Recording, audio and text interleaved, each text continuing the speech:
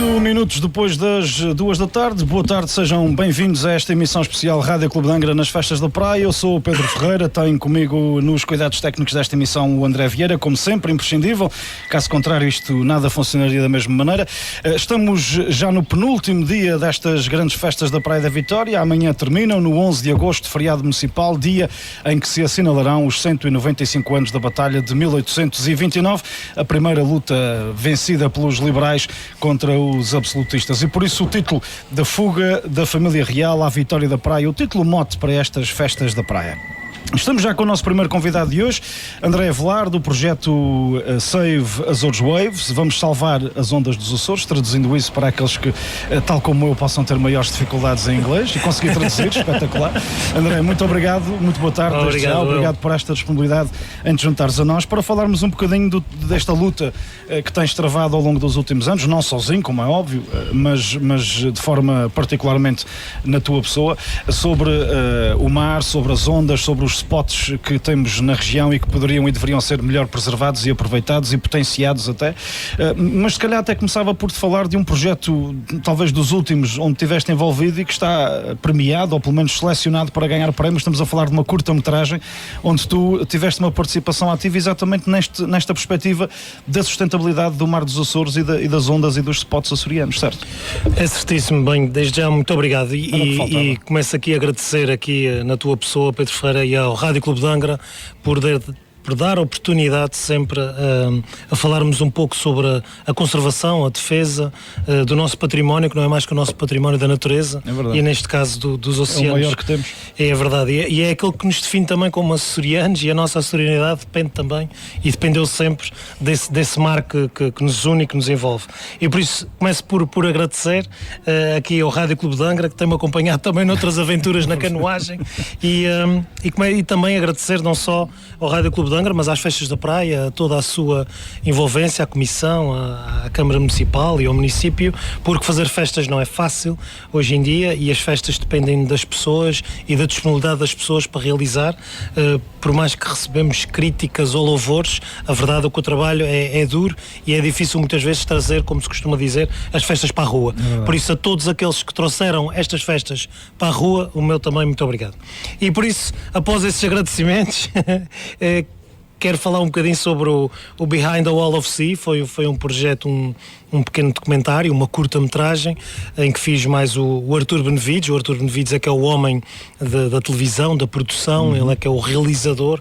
Eu sou aqui um pouco o argumentista, não é? Que delineei ali algumas sequências, algumas entrevistas, e traz aqui um bocadinho da perspectiva das pessoas que estão ligadas ao mar na defesa e conservação daqui da nossa orla costeira. Como é que surgiu essa ideia, esse projeto, André? Isso foi ao longo desses últimos anos, enquanto presidente da Associação de Surf da Ilha Terceira, fomos fazendo algumas filmagens e algumas pequenas produções para promover a modalidade, não é? A modalidade que é olímpica neste momento, o surf, e para promover também, porque todos nós gostamos de nos ver um bocadinho na televisão, e além de que a promoção também passa, antigamente era pelos jornais, hoje em dia passa pelas redes sociais, e temos que ter short movies, pequenos filmes, para promover aqui as nossas atividades. E começou por essa pequena brincadeira.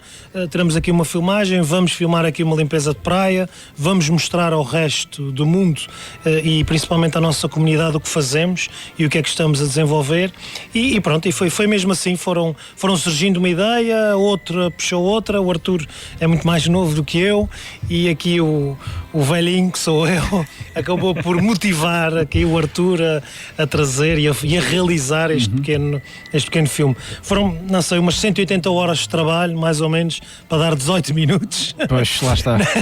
A minha inexperiência nessa área era bastante, o que nos levou a que perdêssemos bastante tempo, como é óbvio. Só aqui na Terceira, ou foram outras ilhas também? Foi aqui na Terceira e foi também aqui na Graciosa, ou seja, acabámos por envolver aqui 2 etapas do campeonato com alguns atletas. Claro que aparecem outros atletas, principalmente São Miguel também, mas em termos de entrevista foi aqueles que nós conseguimos na altura e no curto tempo de espaço que nós tínhamos para fazer este documentário e podermos candidatar.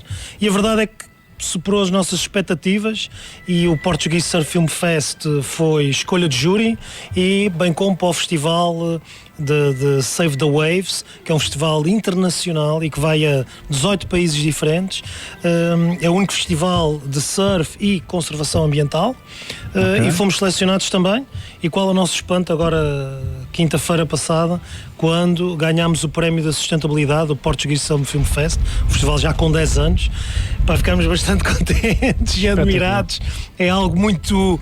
O filme pronto, é muito genuíno, é muito puro, não tem grandes produções envolvidas, é com base em entrevistas e imagens tiradas, imagens retiradas, eu peço desculpa, do nosso ambiente mais bonito, que é o nosso mar e os nossos Açores. Por isso, agradecer a todos aqueles que participaram e que nos ajudaram, e principalmente a 3 pessoas, que foi a música é toda original e é produzida aqui nos Açores, que é o produtor e DJ o Luís Bravo, a quem eu tenho que agradecer, e também ao José Pedro Freitas e à Margarida Croft, com o nome da música, que concorreram há uns anos no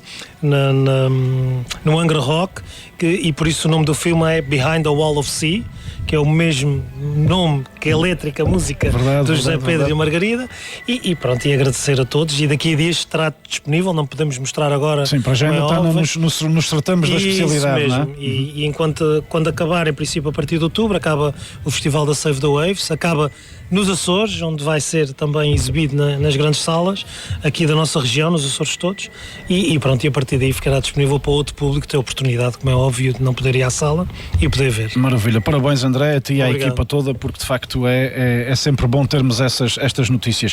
No fundo, o que é que tu andas a fazer pelas ondas dos Açores? Vamos pôr isso assim numa forma eu vou fazer muito curta e grossa. eu vou começar pelo seguinte. Eu acho que nas primeiras fases a gente andava numa fase de reação no sentido em que... Mas numa primeira fase ainda onde tu apenas eras um amante, um praticante de modalidades de mar, praticante de surf, canoagem, foi sempre a minha... Depois começaste a ver a acontecerem exageros à volta do mar. Isso mesmo, aquilo que eu vejo, e não começa só em mim, há 2 outras pessoas que eu tenho que falar sobre elas. Uma delas é o arquiteto, o João Luís, ou João Pires dos Santos, que foi das primeiras pessoas, talvez, que nos despertou para isso, para a conservação, para a preservação do ambiente, o proteger as ondas, o preservar aquilo que era mais sagrado, aquilo que ele considerava mais sagrado para ele.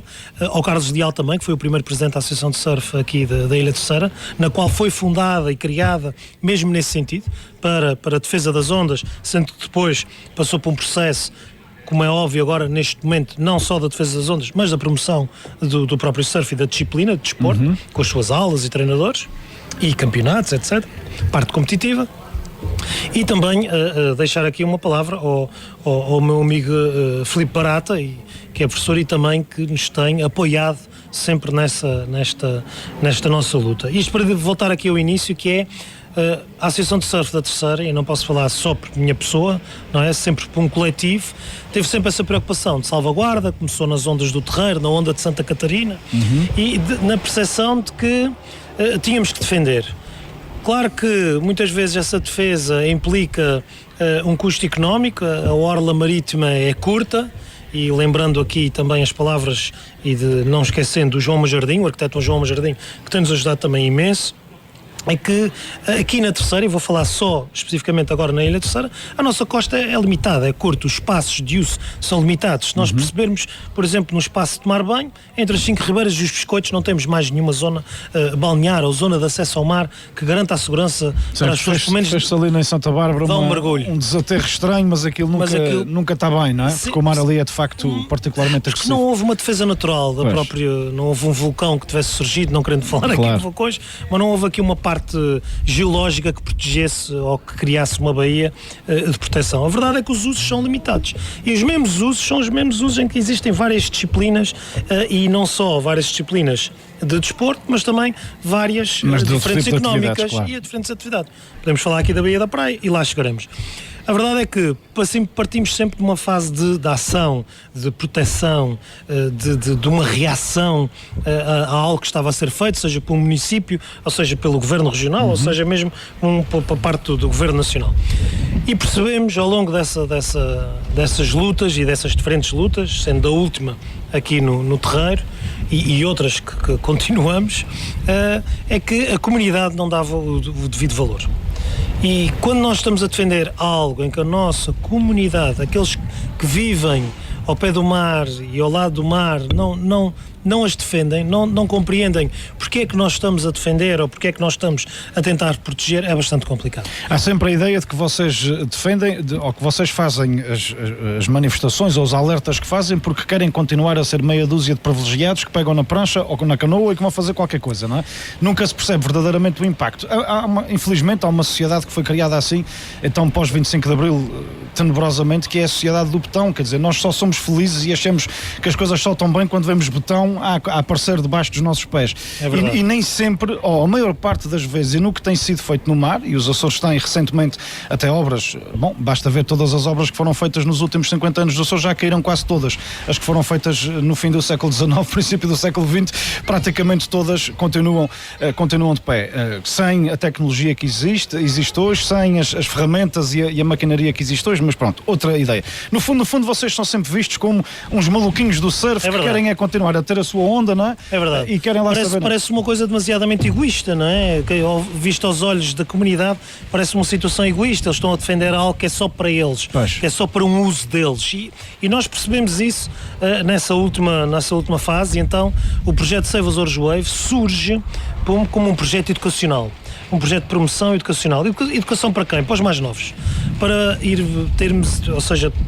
para fazer perceber, ou para fazer, não mais do que perceber, mas dar as armas e o conhecimento, para mim dar armas é conhecimento, da possibilidade ou da opção que temos nas nossas escolhas, nomeadamente nas escolhas da construção ou não. E como disseste, e muito bem, eu percebo que há obras que efetivamente eram necessárias quando se constrói um porto, não é? Está-se a pensar na economia, está-se a pensar que efetivamente as ilhas dependem neste momento não só da economia interna, mas externa, e quando eu digo economia de sustentabilidade, não estou a falar, depois podemos falar um bocadinho de turismo aqui, mas estou a falar em termos da parte económica de sustentabilidade. Hoje em dia qualquer ilha já depende das rotas e tráfego marítimo, e tem que ter um porto, tem que ter um aeroporto para as pessoas saírem, nem que seja em caso de doença. Claro.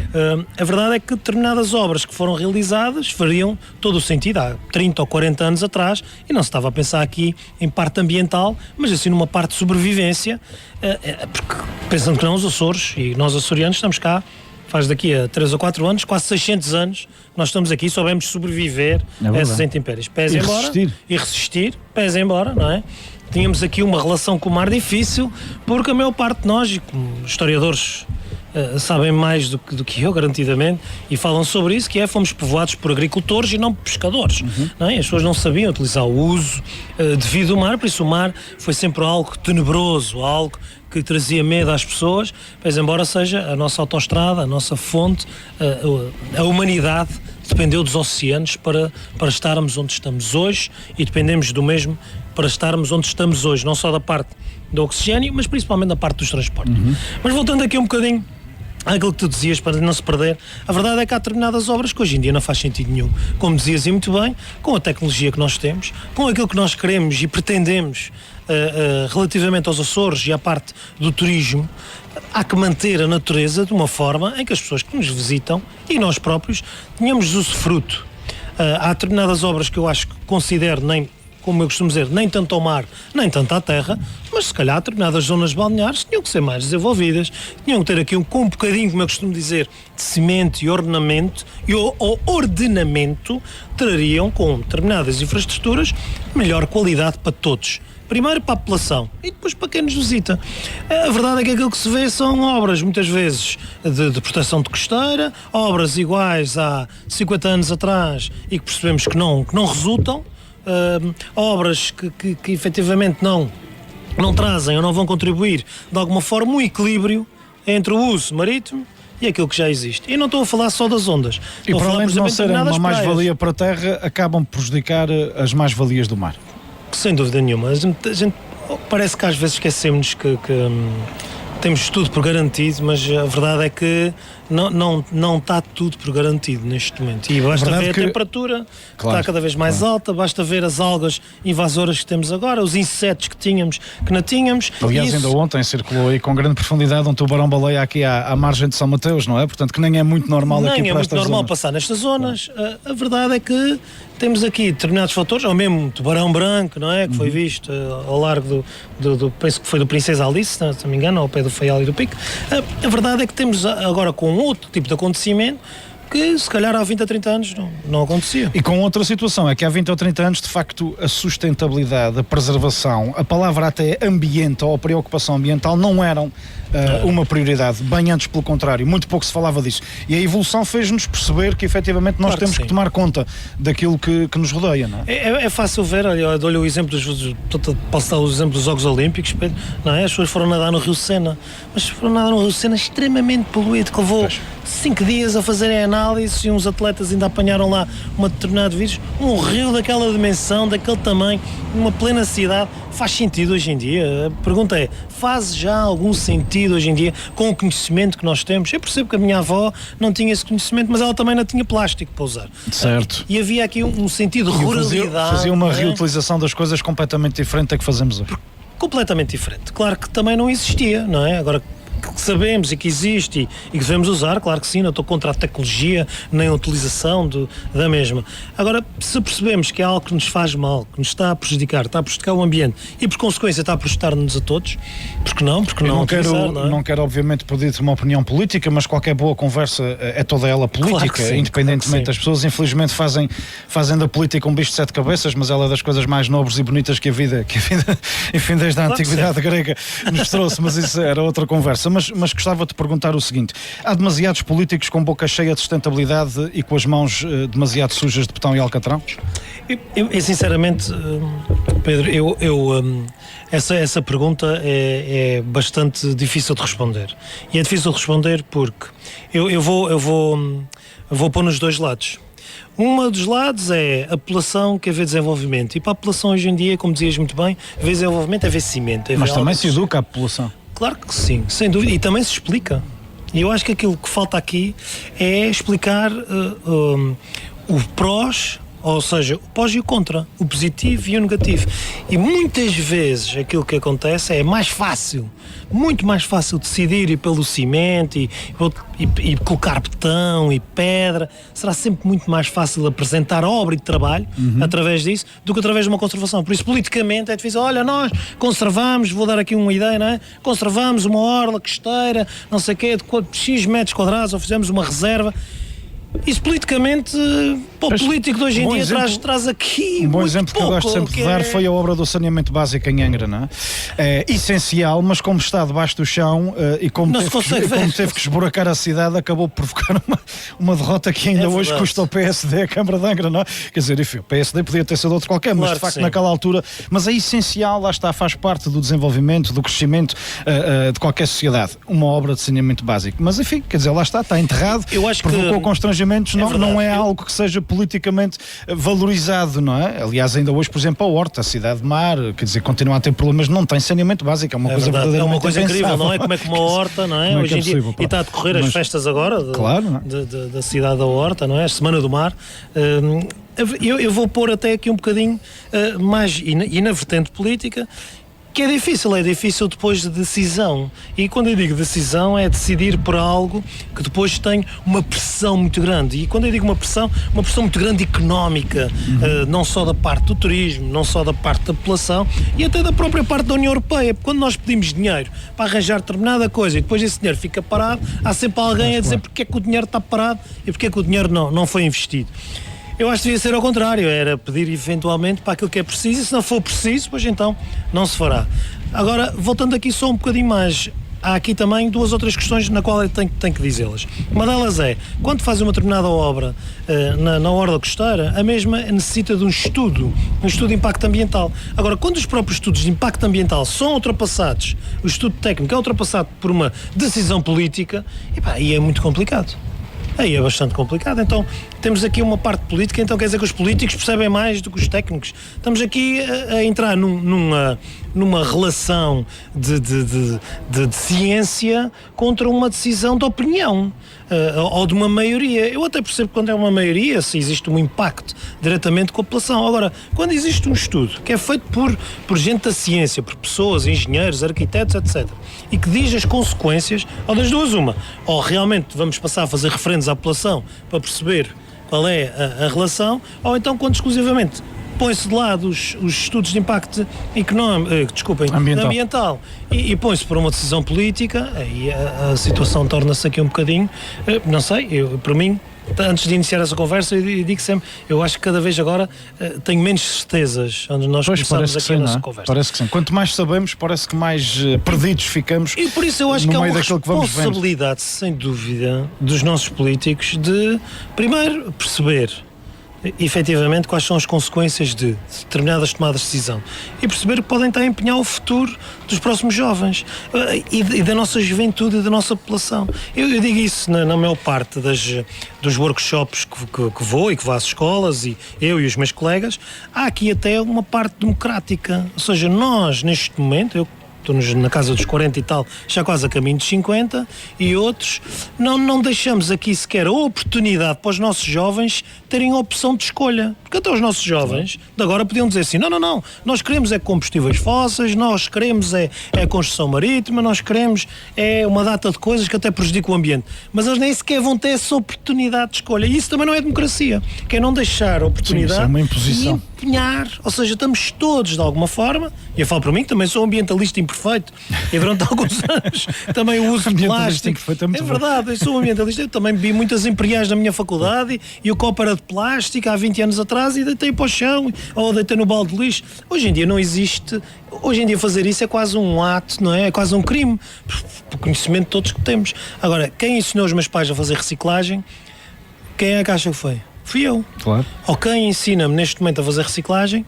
é a minha filha. São os mais novos. Agora, vamos empenhar o futuro deles. Não podemos deixar aqui uma oportunidade de escolha, mesmo que seja para o mal. Agora, eu acho que devemos pensar todos um bocadinho nas nossas escolhas, em nosso dia-a-dia, e perceber que a política faz parte da nossa sociedade, faz parte de todos nós, nem que seja a política da minha casa. Na minha altura era a política do meu pai. Ele olhava para mim e dizia, é assim, e pronto. E a coisa, se não corresse bem, lá levavas com um tetrápodo em cima. André, mas começam a existir, com base também nas vossas ações, nas vossas campanhas de sensibilização, de alerta, de chamada de atenção, começa a existir também, sentem vocês, da parte da classe decisória e da classe política, uma maior consciência para, já há obras onde vocês são chamados à atenção, ou onde vocês são chamados a dar a vossa contribuição, ou isso continua a ser tudo um faz de contas? Não. Eu tenho que dizer que, efetivamente, já fomos chamados várias vezes para determinadas reuniões, após alerta da nossa, ou seja, é quase como uma opinião, atenção, se realizar aquela obra pode existir aqui uma consequência, não é? E temos sido ouvidos até agora e muitas das vezes até têm tido em conta as nossas opiniões, ou seja, mais que opiniões, as nossas preocupações.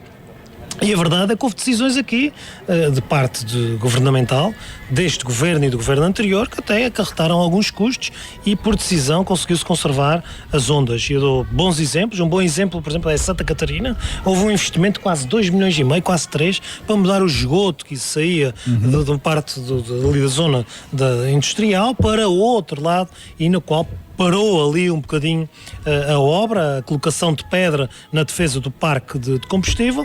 Ou seja, essa é uma boa, ou seja, foi uma boa gestão de ambos e da parte política com a parte do uso. A verdade é que hoje em dia chegamos lá a Santa Catarina já recebeu um Mundial de Bodyboard, Santa Catarina já recebeu um Nacional de Bodyboard, Santa Catarina há poucos dias teve cá um Nathan Florence, na qual publicou um vídeo aqui da Praia da Vitória, ele a fazer surf em ondas de classe mundial, e na qual foram vistas 500 mil pessoas. Por isso, estamos a falar de algo que eu costumo dizer que é um ativo. Aquilo é um ativo do nosso país, é um ativo da nossa região. Mais do que isso, a onda não gasta dinheiro.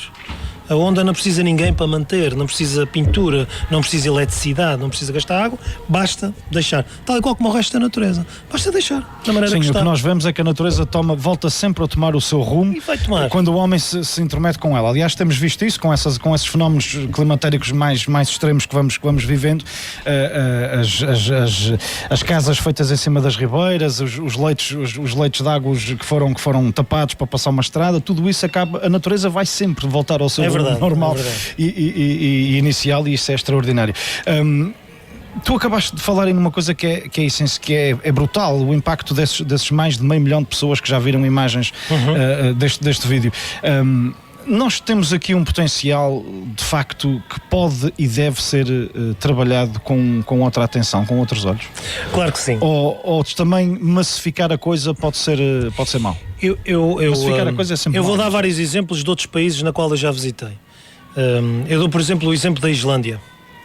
A Islândia tem, na parte geológica e vulcanológica, é igual aos Açores. As pessoas tirando as árvores, não é? Porque tem outro tipo de árvores, tem neve e tem gelo, tem outro tipo de meteorologia. A verdade é que a Islândia, eu vejo pessoas a visitar montes de bagacina, na qual nós aqui nesta ilha, por exemplo, tropeçamos em todo o lado, não é? Em montes de bagacina e em pedras de bagacina, claro. Não é? Na qual outras pessoas de outros países vão lá visitar de propósito, não é? Eu acho que das duas uma, ou nós temos que manter isto, eu se fosse de alguma forma e tivesse uma decisão política, dizia assim, bem, eu acho que os Açores têm que ser mantidos quase como uma reserva no meio do Atlântico e temos que gerir as ilhas, porque uma ilha é diferente da outra e a população residente de uma é diferente, mas será uma ideia utópica, mas não é assim tão utópica. Eu acho que devemos ter aqui uma taxa na qual as pessoas que nos visitam têm que pagar. E nós temos que limitar a carga. Falamos há tantos anos, mas temos que limitar a carga de pessoas. E temos que limitar a carga de pessoas... Mas resolves isso com uma taxa turística regional ou resolves isso com o pagamento ponto a ponto de cada um dos espaços que tens para mostrar e para vender? Eu penso que será, eu vou dar o exemplo da ilha de Fernando de Noronha, que já é um espaço reservado já há uma data de anos no Brasil. Eles já querem muitas pessoas lá, eles sabem quantas pessoas podem ter. Ao mesmo tempo, no mesmo dia, quantos dias podem ter. E aqui nos Açores também seria fácil até em termos de organização e de logística, termos uma taxa social ambiental, e quase como um passaporte para vir visitar os Açores. Claro que havia sempre as viagens, mas principalmente no grosso, termos aqui, sabermos minimamente quantas pessoas poderiam visitar os Açores. Eu dou o exemplo da água. Nós temos 2,5 milhões, e quem tiver uma calculadora pode fazer essa conta em casa. Temos 2,5 milhões de turistas, foi a última estatística de 2023, perdoem-me se estou aqui a perder 100 ou 200 mil. Cada turista fica em média 3,5 dias aqui nos Açores. Quanto é que gasta um ser humano de água por dia? Gasta 120 litros de água por dia. Em média, claro. Em média. Então temos 2,5 milhões vezes 3,5 dias vezes 120 litros de água. Temos água para toda a gente? Pergunta é, temos água para todos? De quando dizemos que é um turismo de sustentabilidade, Açores, sustentáveis, eu estou a falar só da questão da água. Vamos falar da questão dos esgotos? Vamos falar da questão da alimentação? Eu não posso receber na Ilha Graciosa, por exemplo, que tem 4 mil pessoas, eu não posso receber 1000 pessoas num dia. Não vai, a ilha não vai aguentar. Porque aí nós não temos essa capacidade, e quando eu digo capacidade, é a capacidade ambiental, a capacidade da natureza, mais a nossa agropecuária. Uma vaquinha, a gente sabe que bebe 100 litros de água por dia na altura do verão. Aqui na Ilha Terceira temos 90 mil cabeças de gado que bebem 100 litros de água por dia, todos os dias. Fora nós, seres humanos, somos 50 e tal mil, a tomar ducha, a beber água e etc, não é? Que são mais 120 litros de água. Por isso, só a gestão da água, aqui num número muito redondo, só para todas as pessoas que estão em casa pensarem nesse número, que eu nem sequer sei dizê-lo, no número de trilhões de litros de água, não sei dizê-lo, nem sei pronunciá-lo, porque eu fui mau aluno na matemática, mas a verdade é que só nessa parte, quando dizem turismo sustentável, ok, a mim preocupa-me quem reside cá, mais ainda preocupa-me que tenhamos um turismo em massa, na qual não temos para oferecer aquilo que se calhar outros países têm. E o que se calhar não fará sentido aqui para os Açores, se calhar fará sentido um turismo em massa para determinadas ilhas, com mais massa, e quando vou falar em massa, vou falar em carga. Por exemplo, São Miguel é maior, é diferenciado, tem mais hotéis, tem, não sei o quê, tem outras condições. Mas se calhar para a Ilha das Flores, ou para a Ilha Graciosa, ou mesmo para a Ilha do Corvo, não é? Se calhar tem que ser diferente, tem que ser diferenciado. Como é que nós gerimos isso, de alguma forma? Não sei, será uma das soluções? Talvez, porque não? Porque uma taxa de sustentabilidade ambiental, como é feita noutros países, e posso depois dar outros exemplos, esse dinheiro reverte para o governo, para manter infraestruturas, reverte para associações culturais e ambientais. Para quê? Para não perdermos a nossa cultura. Porque quem nos visita quer ver a nossa entidade. E aquilo que eu vejo é que cada vez perdemos a nossa entidade. Cada vez mais, Cada vez mais, infelizmente. Então a gente vai visitar um país. A minha mãe dizia ainda outro dia que em Lisboa os turistas vão visitar turistas. E é verdade. Tirando os prédios, o turismo vai visitar turismo. E é isso que nós pretendemos. Eu acho que não. Acho que temos que ter aqui um valor acrescentado e, efetivamente, com capacidade hoteleira mais ou menos definida daquilo que nós temos. Não podemos travar o crescimento económico e não é isso que se pretende, mas arranjarmos, se calhar, aqui um equilíbrio, de forma a que a sustentabilidade económica acompanhe a sustentabilidade ambiental, social e cultural das nossas ilhas. Pronto, é nesse sentido. Pedro, é difícil, eu acho que é difícil. Claro, mas, é um caminho que tem que se tomar. O difícil é o mais interessante e o mais desafiante e o que dá mais prazer em conseguir concretizar e alcançar, não é? Que é mesmo assim.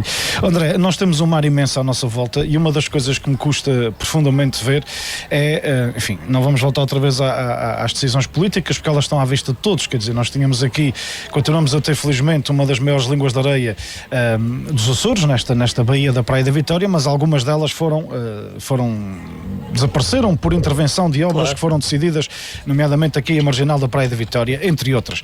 Mas a pergunta é, temos um mar imenso, olhamos para o mar sempre como a marginal onde podemos ir fazer um joggingzinho ou outra coisa qualquer, mas vê-se, não quero ser injusto porque não posso ser mesmo, aliás há vários clubes aí a trabalhar muito bem, mas vê-se muito pouca atividade no mar do ponto de vista da prática da atividade física e desportiva.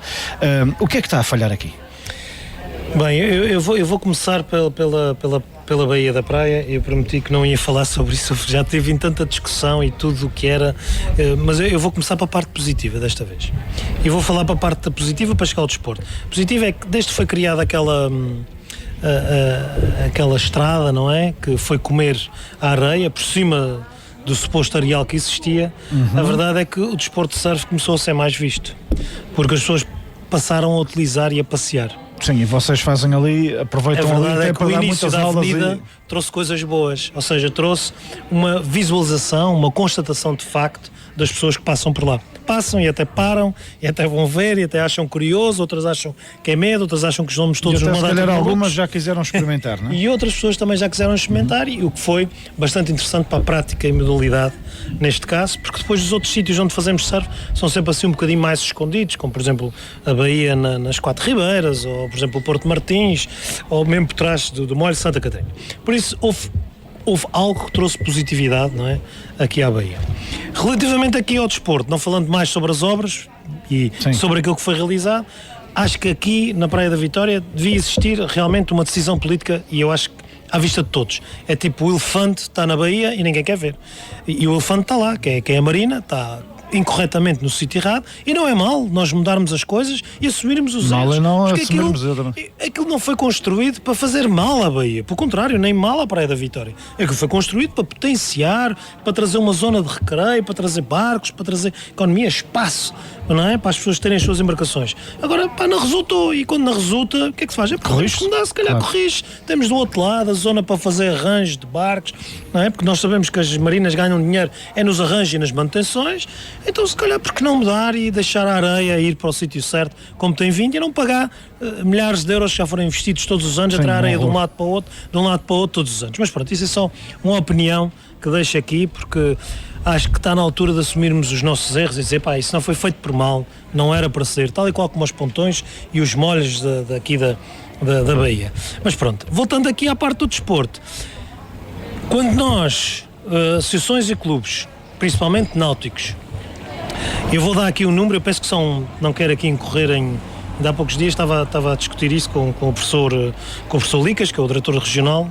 Peço desculpa, professor, sou diretor, mas será sempre para mim o professor Luís Carlos Couto, vai ser sempre o professor Licas. E é uma forma carinhosa. Foi com ele que eu fui aos primeiros Jogos Desportivos Escolares, por isso é um professor que me marca também aqui um bocadinho a minha vivência desportiva. A verdade é que o desporto náutico sofre e carece de algo que é a competição com o desporto de terra. E quando eu digo a competição, é competição em termos de apoio. Quando nós somos valorizados com o mesmo número de atletas federados, tal e qual como uma equipa de futebol e handball, e não estou aqui a falar de futebol, eu gosto imenso de futebol e fui jogador de futebol. Sim, não é isso. Porque às vezes põe-se aqui o Mas futebol o que é diferente contra, deve ser tratado de maneira diferente. O que é diferente tem que ser tratado de maneira diferente. Eu não posso. E eu percebo que seja depois difícil, e eu próprio estou no Conselho Regional do Alto Rendimento, e é muito difícil. Mais difícil ainda é ser atleta hoje em dia. Porquê? Porque hoje em dia temos aqui, eu vou falar dos pais que são anteriores a mim, muito difícil em que os miúdos não fazem educação física, em que se retirou horas de educação física, em que a educação física passou a ser odiada na escola. Para mim era a disciplina que eu queria mais. Estava doido que chegasse a hora de educação física para fazer desporto. Mas ainda, quando temos atletas de alta competição que dificilmente conseguem coincidir com as suas aulas e o treino competitivo com as suas aulas, porque não há aqui uma relação efetiva entre o desporto. Outra coisa que Portugal tem contra, e não é só aqui nos Açores, é nas nossas universidades não temos equipas. Os alunos não ganham bolsas para pertencer à Universidade de Coimbra porque é um bom atleta em salto à vara, ou em salto a comprimento ou de canoagem.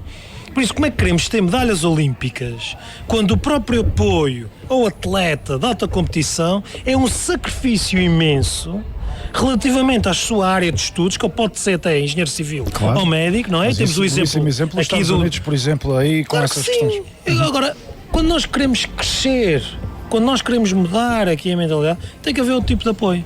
Em 23 mil atletas federados, só cerca nem sequer 10% chega aqueles que são de desporto náutico. E estou a falar aqui canoagem, estou a pôr a natação, pese embora que seja na piscina, estou a falar da vela, não é? É muito complicado. Vou pôr o triatlo também no meio disso tudo para ver se a gente chega aqui aos 10%. Em 9 ilhas. Eu não consigo perceber, com planos de mar espetaculares. Eu nem sequer estou a falar do surf. Um professor de educação física, então, esse coitado nem vale a pena porque ele não consegue levar os miúdos à beira d'água. É difícil. A não ser que a escola tenha piscina. Mesmo que a escola tenha piscina, piscina, tem que ser ao lado. Agora, levar às cursos técnico-profissionais, e vou dizer isto aqui, que se não fossem os professores que estão lá pela escola, os miúdos nem iam experimentar sequer um desporto náutico. Como é que é possível nascer açoriano hoje em dia e não saber nadar? A natação devia ser ensinada nas escolas, tal e qual como é ensinado o ABC. Claro.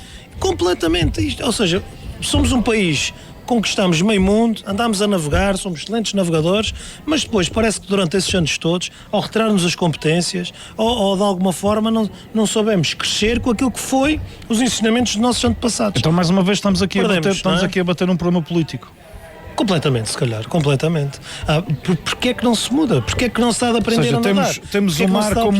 Temos o mar como handicap da atual classe política nacional. Não é só um problema de cá de facto, mas nós temos o nosso maior território em Portugal é o mar. Nos Açores, por maioria de razão, não é? E portanto, isto é preciso fazer aqui um grande trabalho de sensibilização, desde logo à classe política, que depois tem que fazer um grande trabalho de sensibilização ao povo, genericamente falando, porque não pode apenas continuar a promover ou a dizer coisas e a promover investimentos que vão contra aquilo que é essencial nós efetivamente mudarmos para a frente.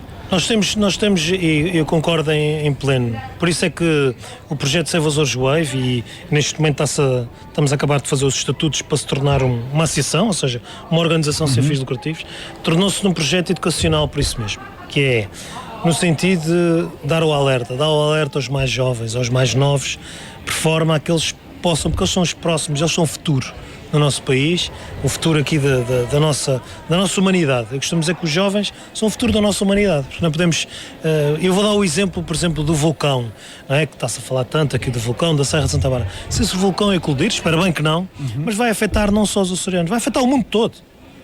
Vai afetar as rotas comerciais, vai afetar principalmente os aviões, vai ter uma afetação. Por isso, hoje em dia, nós não podemos pensar na nossa baía, ou no nosso mar, ou na nossa ilha, ou mesmo na nossa casa. Temos que pensar na verdadeira globalização e tudo aquilo que nós podemos fazer, ou possamos fazer, a nossa afetação, afetar os outros todos. Ou seja, desculpem, a nossa decisão afetar os nossos todos. Eu volto aqui à Baía da Praia. A Baía da Praia tem condições de excelência para várias modalidades desportivas. Várias, não é só o surf, tem o windsurf, tem canoagem, tem o que quiserem, o wing, foil, todas as disciplinas. Porquê? Porque é uma baía abrigada. Eu conheço poucos sítios do mundo onde se faça surf com algum tamanho que a baía é abrigada, em que tem 2 pontões. a verdade é que ela tem que ser potencializada. Como é que se potencia? Com os jovens. O apoio onde é que é? O investimento nos jovens. A escola é mesmo aqui ao lado, é só atravessar a rua. Desculpem, são 300 metros a pé ou 400 As metros a escolas pé. são 3 As ali escolas seguidas. aqui perto, em Angra, a escola está, o Liceu de Angra está mesmo aqui ao lado. Pronto, a Tomás Borba está um bocadinho mais afastada. Ou aqui, Não, o Liceu de Angra, ora, se saís para a porta de trás, estás no Porto de Está Pipas. no Porto de Pipas. Nem saias para a praça. Isto é algo que acho que devia ser fomentado, não é? Devia ser, por mais que existam, e existe, por parte da Direção Regional de Desporto, as escolinhas do desporto a motivar, mas é algo que tem que ser feito na base. E quando eu digo na base é uma interligação, não só entre a parte do desporto, mas a parte da educação. Isso é obrigatório. Porquê que não é obrigatório a natação? Pelo menos experimentar. Claro Nem que todos temos que ser nadadores, nem todos temos que ser Michael Phelps, a gente tem que esquecer essa ideia. Sim, mas todos temos que óbvio. praticar. Mas é bom ter objetivos. Então não, mas Atenção que os praticar objetivos atividade física. fomentam. O Fernando Pimenta, que tristemente, agora fico contente por ele, ter ganho um Diploma olímpico diploma olímpico. Mas, estava aqui com fé, já viram o que é? Ele tem 32 anos. Ele passou mais de metade da sua vida a trabalhar para ganhar medalhas olímpicas, para representar Portugal, para representar as suas cores. O empenho que é para poder estar ali nos melhores e perder por um segundo ou por uma milésima de segundo. E por isso é preciso dar condições a essas pessoas. Mas isso são de topo. Aquilo que eu estou a dizer é diferente, é dar condições aos outros, às pessoas do dia a dia, para praticarem o seu desporto, para promover. E isso é educação desportiva. Eu costumo dizer no surf, e sou treinador de surf, e digo assim: primeiro eu vou-vos ensinar a vocês divertirem-se nas ondas. E depois que quiserem fazer competição, façam. Mas para mim, quando eu tiver 70 anos, vou gostar de ver vocês a continuar a fazer surf. Tal e qual como gosto de ver outros alunos que continuam a correr. E às vezes participam e tal, até ganham os prémios, mas correm porque lhes apetece, porque faz bem à saúde, porque aproveitam a relação entre a natureza e o ambiente, e principalmente esse ambiente dos Açores, Que é fantástico. Que é fantástico. É fantástico. André, como é que nós, enfim, quem nos esteve a ouvir, infelizmente nós ficávamos aqui mais Claro. tempo, mas o tempo voa e já o nosso próximo convidado já anda por aí, já ouvi.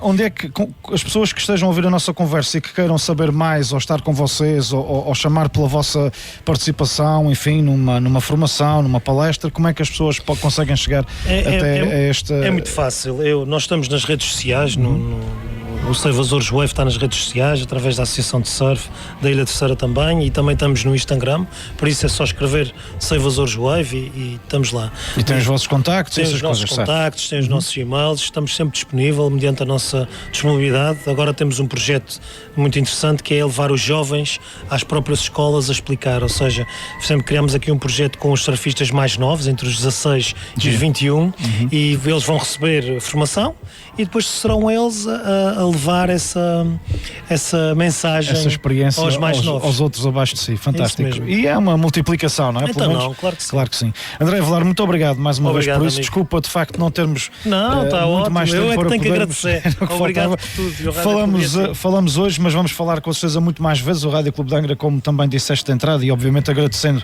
as tuas palavras, estará sempre sensível e aberto a partilhar aquilo que efetivamente é essencial para que possamos todos ter um futuro melhor e onde a sustentabilidade nos garanta também uma qualidade de vida sempre e boa nestas fantásticas ilhas. Daqui a pouco voltamos com mais convidados nesta emissão especial do Rádio Clube de Angra, Festas da Praia 2024.